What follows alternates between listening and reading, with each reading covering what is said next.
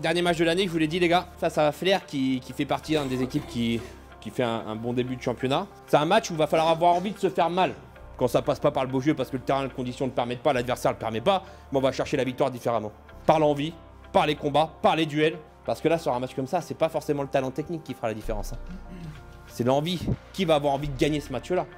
Ça va être important que individuellement, psychologiquement, chacun soit prêt à se faire mal aujourd'hui. Donc eux, ils sont outsiders aujourd'hui. C'est à nous d'assumer notre statut favori. On l'assume bien depuis ces 8 matchs-là. Il faut encore l'assumer aujourd'hui. Donc on se conditionne, on est prêt à le jouer, d'accord, et à aller au combat tous ensemble. Et voilà, c'est parti pour cette rencontre. Il fait froid, hein, je vous le cache pas. Les conditions sont bien sûr difficiles. On espère que le terrain ne va pas devenir trop bleu au fil des minutes. Dans la surface de réparation, un marquage en zone, les Flériens qui s'élancent. Attention à Nkoa notamment, vous l'avez vu, il a gêné Kenny Renard, c'est pas fini. Oh là là, quel loupé! Et on cherche Ben Renault là-bas, bonne... Ludovic Pancrate qui frappe, et oui, c'est intéressant, elles sont intéressantes hein, ces frappes. Et Nicolas Suzanne qui fait le pressing.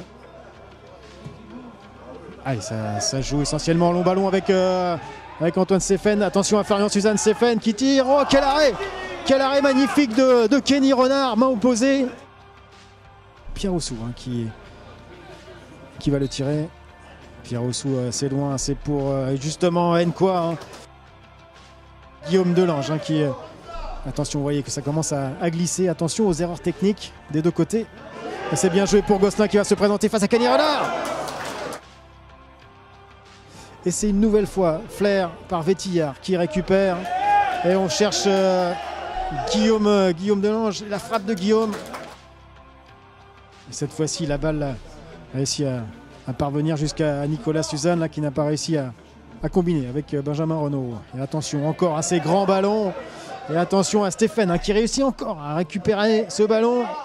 Il passe, attention, il se trouve devant Kenny Renard et qui marque. Oh là là, quelle action de Stéphane. Stéphane qui marque donc face à deux défenseurs de l'AG Caen. Il a pris le dessus sur Boris Quétier et sur Jules Huet. Vraisemblablement, ils sont vraiment pas dans la rencontre.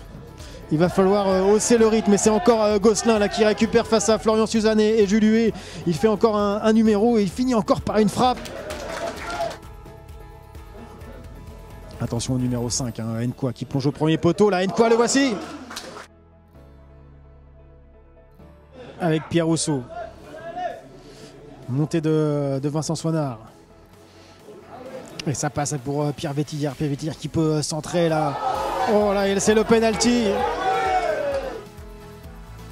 Première action de Flair. Et cette faute de Jules Huet, Gosselin face à Kenny Renard. Ouais, ça passe. C'est tiré au milieu ras de terre et 2-0. Hein, 2-0 pour le FC Flair.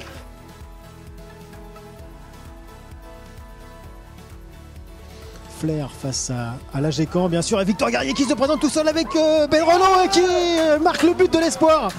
Benjamin Renault qui relance l'AG Caen.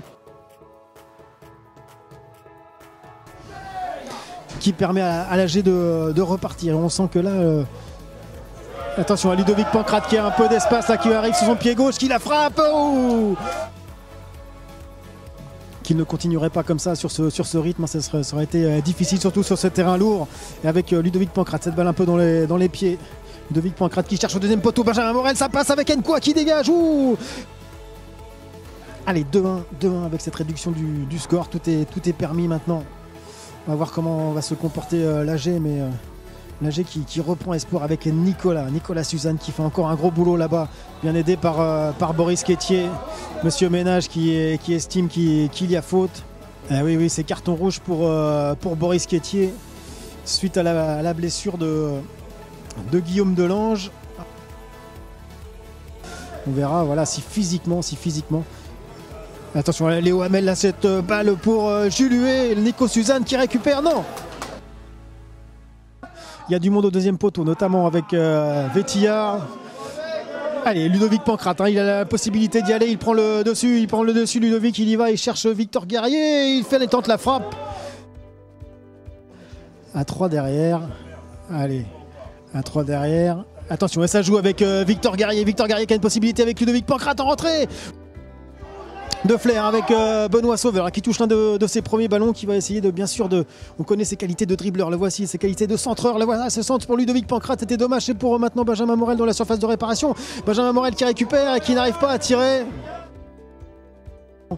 On sent que derrière ça peut quand même céder à tout moment avec Oussou qui centre cette reprise et cette retournée, ce retourné là dans cette partie avec Benoît Sauveur, Ben Renaud, Ben Morel, Ludovic Pancrate et Victor Guerrier, 5 jours à vocation offensive. Attention à cette frappe là, ça passe largement au-dessus. Les Benoît Sauveur qui doit faire l'effort pour récupérer ce ballon.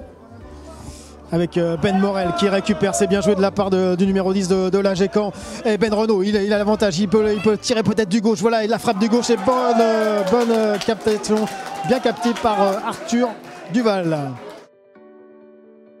Ah, ça va être compliqué quand même pour l'AGECAM là. C'est maintenant Marie qui joue côté gauche là-bas.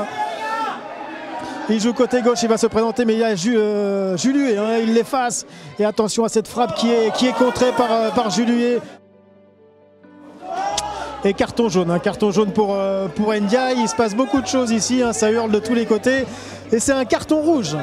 Carton rouge carrément pour Ndiaye. J'ai pas vu ce qui s'est passé, sans doute des mots envers l'arbitre. Et ce match qui continue avec Ben Morel, la petit ballon pour Léo Hamel qui récupère avec Julué, qui est dans les pieds, il faut taper Julué, ça passe au-dessus.